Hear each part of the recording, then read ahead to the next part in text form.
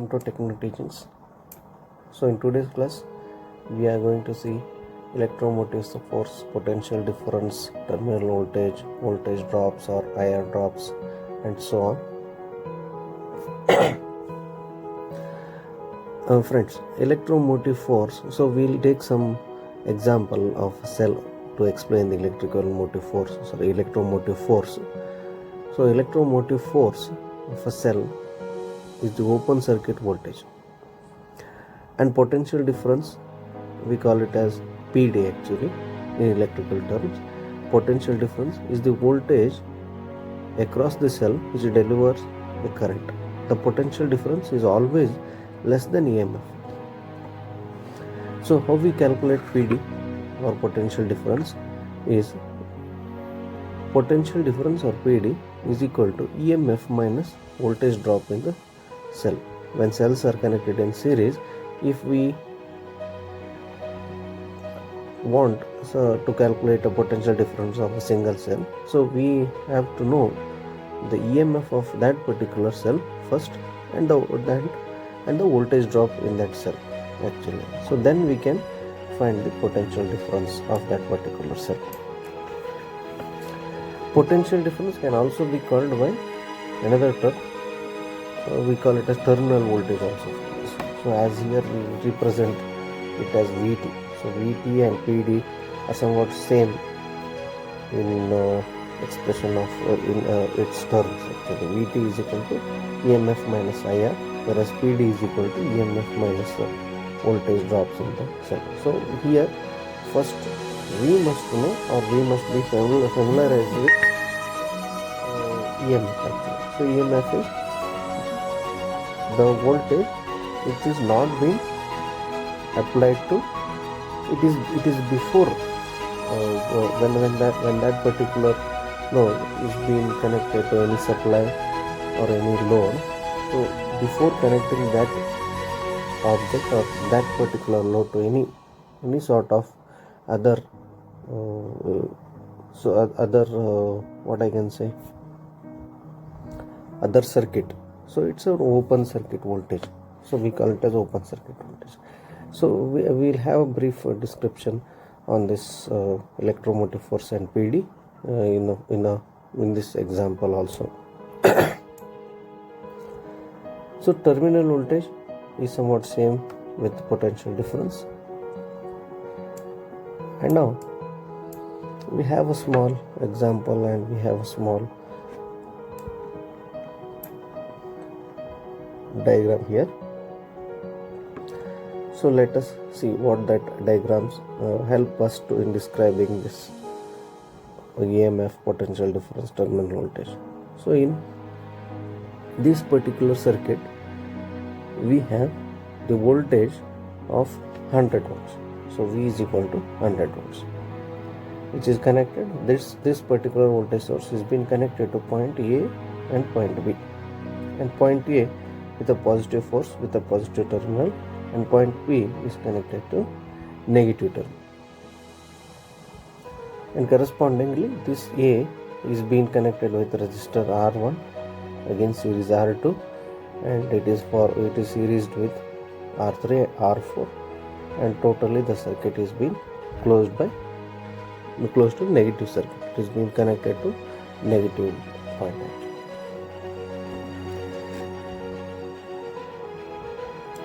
So in this example, the resistance and applied voltages are known actually.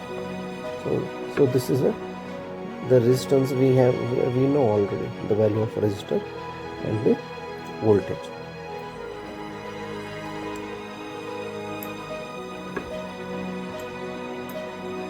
And the voltage drop across the resistor. The total resistance of the circuit would be equal to, as we have seen in series circuit, RT is equal to sum of all the value of the resistor. So what is the value of resistor here? So R1 100, R2 100, 100, 100. So sum of RT is equal to sum of all the resistor, 100, 100, 100, 100. So 400. R1 plus R2 plus R3 plus R4 is equal to 400 ohms. So now we have come to know that RT is in this particular circuit is 400 ohms with respect to voltage is 100 volts actually. So now what is the current? The current flowing through the circuit would be, so I, so we call it as I because we have a circuit, we have series circuit, so there will be a common current flowing in the series circuit, same current flowing in the series circuit. So I, as per Ohm's law, we know that I is equal to V by R. So what is V here? So V, we have 100 and R is equal to the total R. What is the total R here? Is 400. So as we know that I is equal to V by R, means so 100 divided by 400 is equal to 0.25 amps actually. So the current flowing in this particular circuit is 0.25 amps. So now point A has a potential of 100 volts and point B, it should be considered as 0. So in electrical terms actually what happens is, any load which is connected to a positive terminal has the same, see, the 100 volts is the supply voltage. So this 100 volts is being connected to point A terminal. So point A terminal should be considered 100 volts. And now point E and point B is being connected to negative, means it has a 0 volts, it consists of 0 volts. Now point B will be 0. Similarly,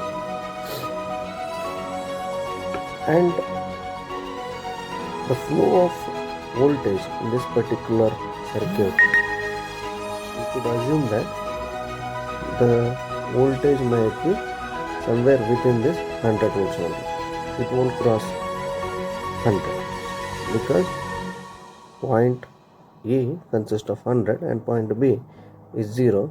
The total voltage, whatever the voltage might be circulating here or might be flowing in this particular circuit, will be less than 100 only. So this is our assumption actually. So now to find voltage drop of each resistor is more easy. So let us have a steps about what are the necessary steps to find the voltage drops in each resistor. First we need to find the current. So first we need to find the current which we have already calculated as the total current I using the formula V by R, Ohm's law. 100 by 400 equals to 0.25. So we know that I is equal to 0.25 amps. So now let us calculate our individual voltage drops actually. So individual voltage drops. So how many resistors are there in the circuit? So many drops will be there in the particular circuit. So VR1. So VR1 is equal to, so V as per Ohm's law is equal to I into R. So I we have 0.5 amps and the resistance of this particular resistor, we need to find this particular drop resistor voltage drop. So 0.5 into 100 is equal to, we have 25 volts actually. You can calculate using calculator also. Similarly 100, as the resistor R2 is having the same resistance value 100, again this will be 25, R2 will be 25, R4 will be 25. So finally VR1 is equal to 25 volts, the drop across R1 25 volts, R2 25 volts, R3 25 volts and R4 will be 25 volts. And let us calculate all these drops 25 into 4 or 25 plus 25 plus 25 plus 25 is equal to 100 volts. So now we have proved that supply voltage is equal to individual drops, sum of individual drops. So this is how we calculate the voltage drop of individual resistor in series circuit. So as I explained you earlier, it has been mentioned same in here also. So I is equal to 100 400 divided by 400, 0.25, and they have also calculated VR1 0.25 into 100. So these are all the steps how we calculate voltage drops of particular resistor. Now let us see polarity of voltage drops. So polarity of voltage drops is more important in any electrical circuit. When there is a voltage drops across resistance, one end must be positive or more negative than the other end. Means, so this can be explained with the help of this figure. So here, so this one, figure 2. So in figure 2, a supply VT is connected to point A, and a positive terminal is connected to point A and negative terminal is connected to point B. All the series components or series resistor is connected between these point A and C, right? So here the polarity of voltage drops is determined by the direction of conventional current actually. So the current direction is through R1 from point A to point B. So from R1 from point A to point B. So in these 2 points, which is more positive and which is more negative, let us see. So therefore the terminal of R1 connected to point A has more positive potential than point B, right? So this has a more positive potential. Keep in mind, we are seeing the concept of polarity of voltage drops in the circuit. So point A can be more positive than point B. So we can say that voltage drop across R1 is such that point A is more positive than point B. Similarly, voltage of point B is more positive than point C. Voltage of point B is more positive than point C, right? Now the other way to look out the polarity between any 2 points is that one nearer to positive terminal of voltage source is more positive, and also point nearer to negative terminal of voltage is more negative. So one nearer, so which is nearer to the source of which consists of positive terminal is more positive than the connected terminal with a negative point. This is more negative than point B. So let us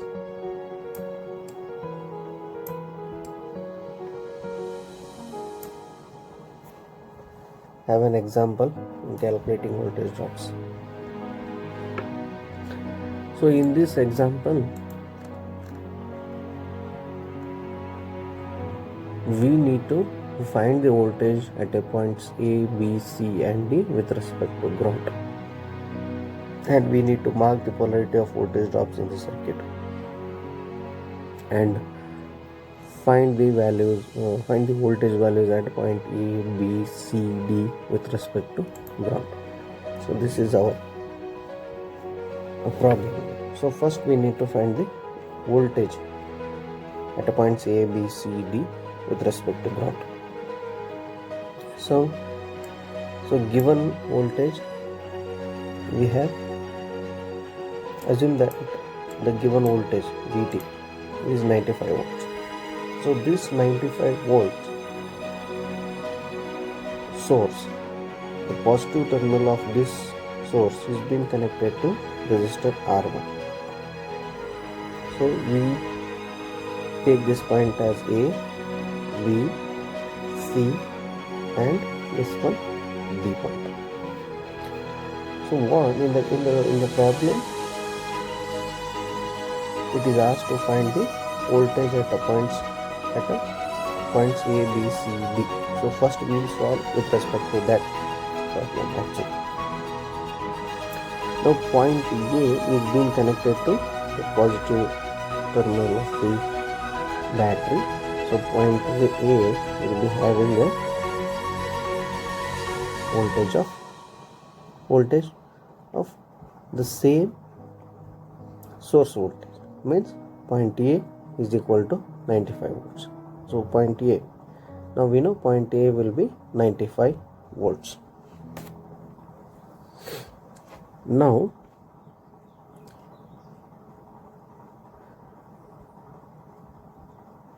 A to B, there is a flow of current in positive to negative terminal, in the direction positive to negative terminal.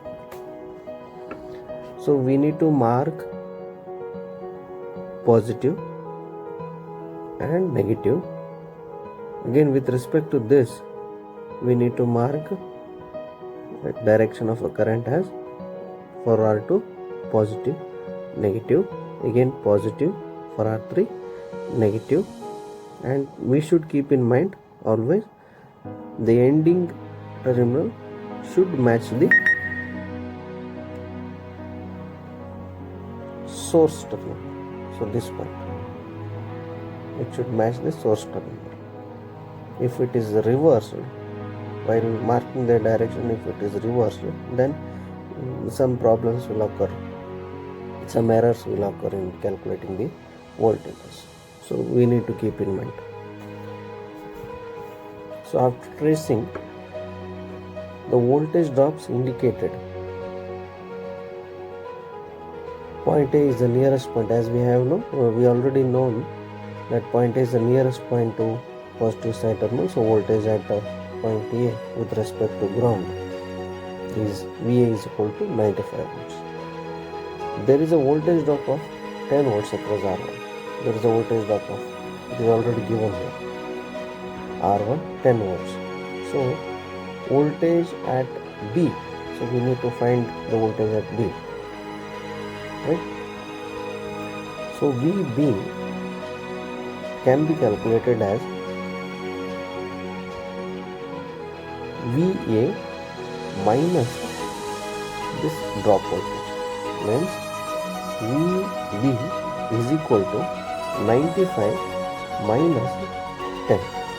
So VB is equal to plus positive 85 volts. The point A will be carrying around 85 volts voltage. So VA 95, VB 85. Then what about VC? So similarly VC equals to VB minus the drop across this R2 resistor. So VB, I repeat once again, VC is equal to VB minus the drop across this R2 resistor, right? So VC may be calculated as 85, already we have seen 85 minus 25 volts is equal to 60 volts. So now we know VC will be carrying around voltage 60 volts actually. So three voltages are known till now. So VA 95, VB 85, VC 60 volts. Then what about VD now finally? So VD, now the same formula applies here also. VD is equal to VC minus the drop of this resistor connected between C and D. So VC minus 60 volts. So VC minus 60 volts. So VC already is 60 volt. 60 minus 60, VD should be 0 volts, and it is 0 volts now. This is 0. Why 0? This point VD is connected to 0 terminal, negative terminal. So VD is equal to 0.